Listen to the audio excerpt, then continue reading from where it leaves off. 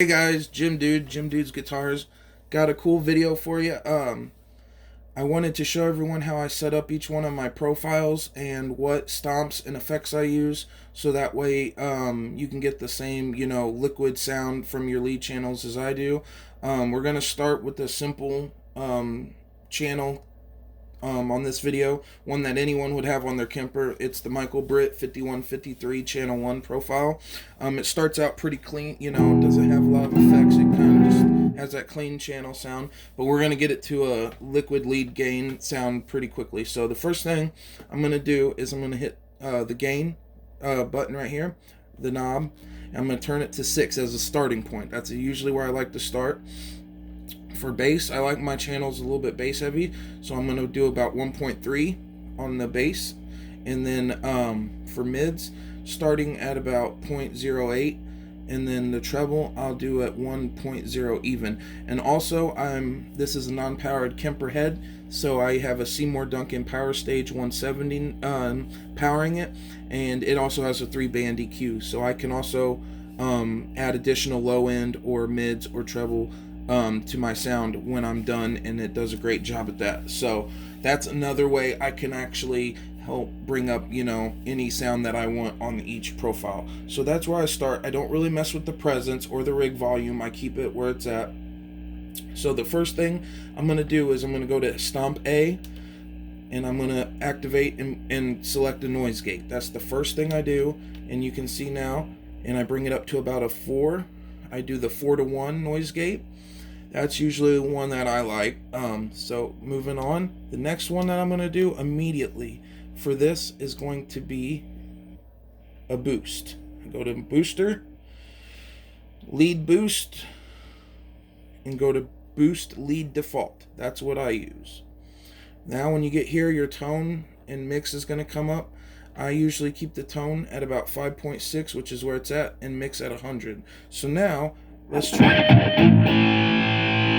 As you can tell now, it's dirtied up a lot. So right there, we've got like a pretty decent tone for something like crunch.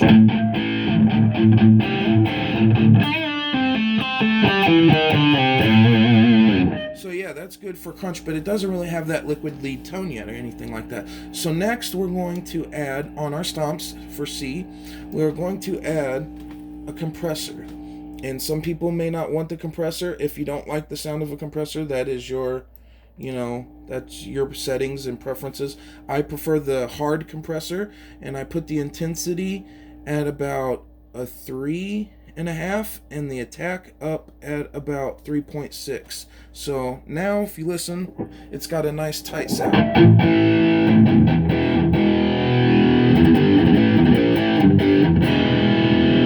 But yet it's still lacking the liquid lead. So, but you're just building the base of your tone. That's all you want to do. Also, I do turn the squash from 1.5 down to about 1. So,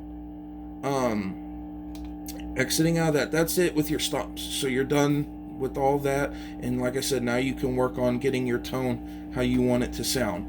Now, for the lead part, all it comes down to really that really makes a difference is I use the Legacy Reverb, which is the standard default on most any profile that I select on mine, and I turn it down to 10 to 12% more reverb. Makes it for more echoes and more of a ambient vibe, and will give you more lead tone. But I tend to keep it down because you want your tone to be clean. You don't want it to sound messy or muddy.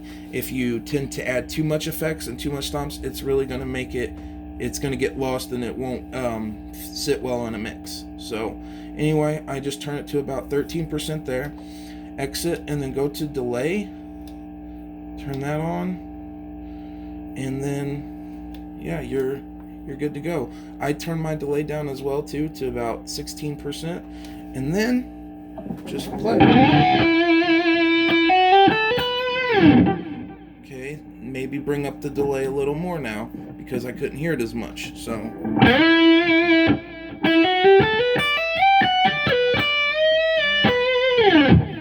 okay, but now I need a little more reverb, so I'm gonna see room size, ambiance. I'm going to go to large room.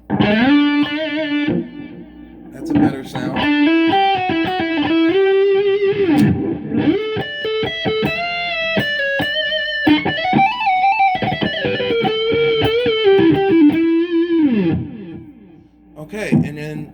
kind of, you know, that sounds good. I would like that. So now I can just fiddle around, maybe move up my mids to 1. So I bring up a little bit more.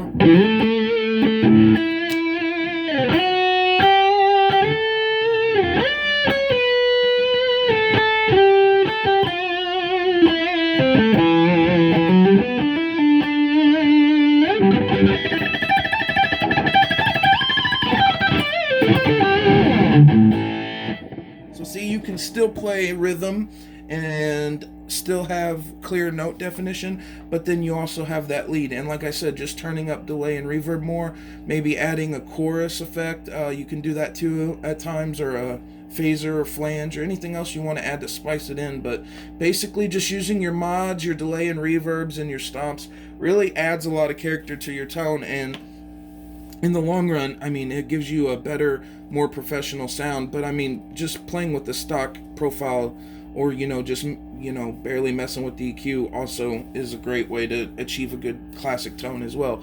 But anyway, like I said, now I would just tweak my Seymour Duncan and then just...